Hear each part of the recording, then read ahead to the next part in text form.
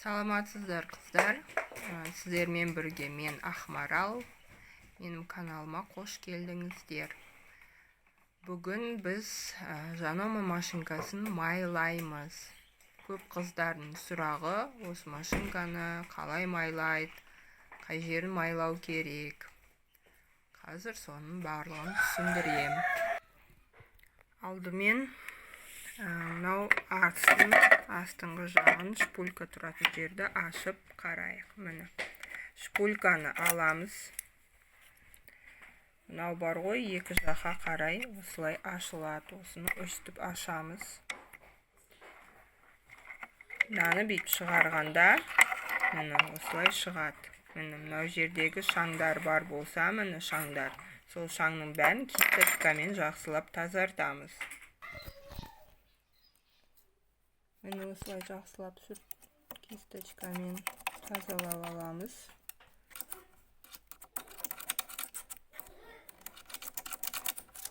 Мынаны да ашып тазалауға болады, міне мынаны.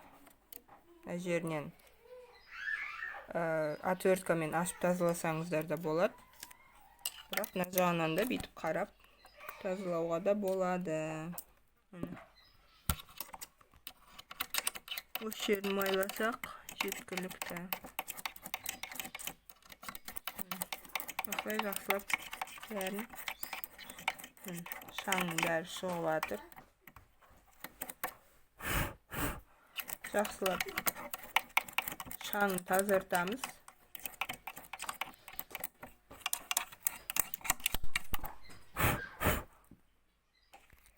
Енді мынаны тазартамыз. ХБ матасы болса, ХБ матасымен сүрсеңіздер де болады. Міне мынандай ХБ матасымен солай жақсылап сүртеміз.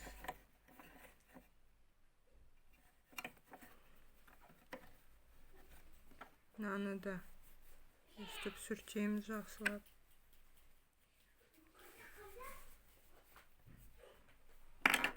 Мынаны да жақсылап сүртеміз.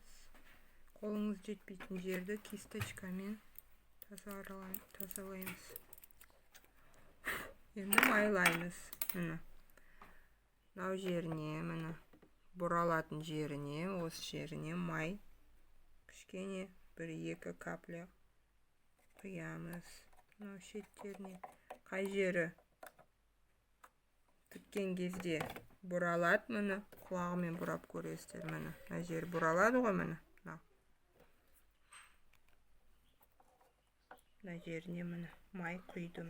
Мынау май болып тұр, міне мынау бұралатынға май құйдым. Міне біткен кезде міне сол жері майлану керек.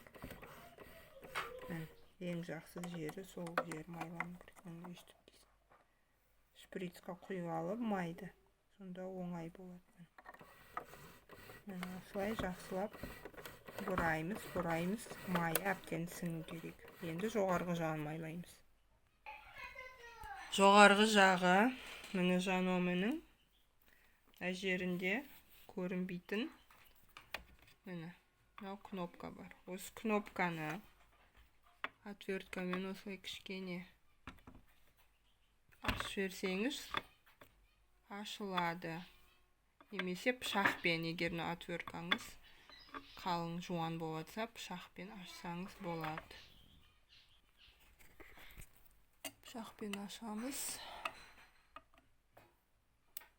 Бітсеңіздер, міне көрдіңіздер ма? Ішінде өзінің несі тұр, болтик па, не дейтін еді? Шегесі тұр, в общем. Соны бұрап ашамыз. Міне шегесін алдық. Енді мынаны әшейін тартсаңыз ашылады осылай. Міне мына жерінің барлығы бүйтіп бұраған кезде міне осының барлығын қай жер қимылдайды, соның бәрін майлаймыз. Міне мынау жерін майлаймыз. Мына жеріне сәл тамыз жібересіздер май. Мынау жеріне тамызасыздар май.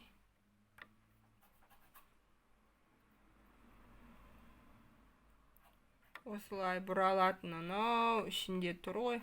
Осыған да тамызасыз. Міне, бұралатынның бәріне май тамызып шығамыз. Мынау тұрғанға да май тамызамыз. Қазір осылай шприцпен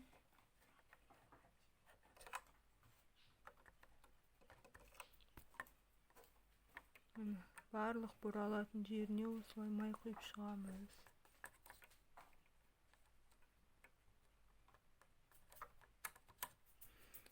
Бүйтіп бұраған кезде, бұралған кезде, анау майланды, ана жерінің бәрі, ішінің бәрі майланды. Мынау жеріне де құямыз маймыны.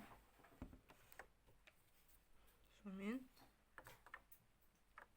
егер срочно тігетін болмасаңыз, онда бір күн тұрсын жақсылап астына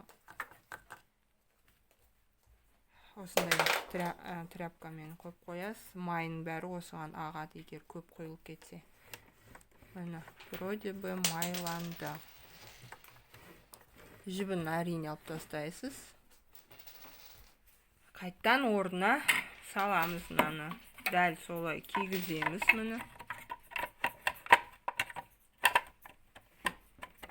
Міне, киілді. Енді шегесін болтын қайттан орнына қоямыз. Мына жеріне болтын қайттан қоямыз. Міне, бұрап болдым. Қайттан осы өзінің ағын жай ғана басып сап қоясыз. Енді астына қайттан жинайсыз. Міне, ашық тұр ғой міне мынау. Бірінші мынаны саламыз. Мынау жағы жоғарыда тұру керек.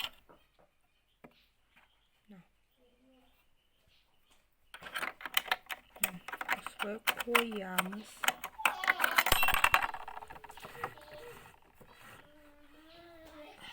Мынау шетте тұру керек. Жанында мынау темірі. Мынаны осылай саламыз. Ай сияқты ғой. Міне. Кигізілді. Енді мынаусын саламыз. Былай қаратамыз. Мынау екі шығып тұрған, томпайған өзіңізге қарап тұру керек. Міне осылай.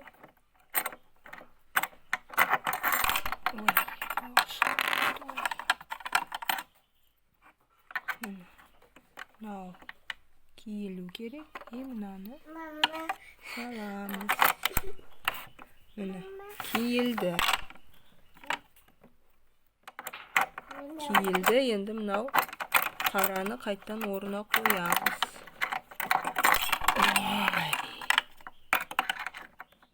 Қойылмай кетті.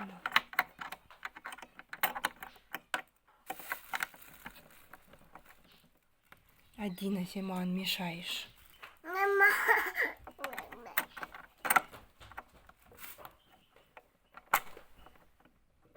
Міне, киілді. Енді мынаны орнына қайттан осындай дауыс шыққанда жабылды деген сөз. Міне, болды. Енді бәрі орында. Шпульканы қайттан саламыз орнына.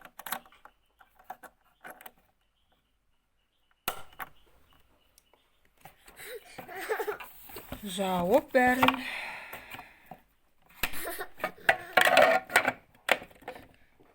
Жай ғана жіпсіз бір-екі осылай басып жіберу керек.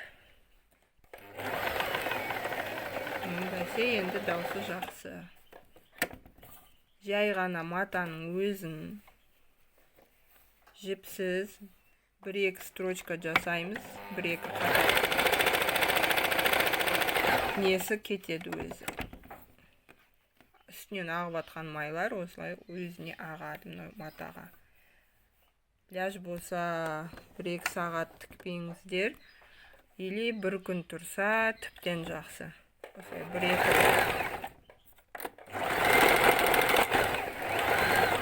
Енді май барлық жеріне барып дауысы сәл жақсы бола бастады. Осылай матаны қойып, машинкаңызды жауып қойыңыз 1-2 сағат кем дегенде. Сонымен машинкаңыз жақсылап майланады. Баршаңызға сәттілік. Менімен болғандарыңызға рахмет.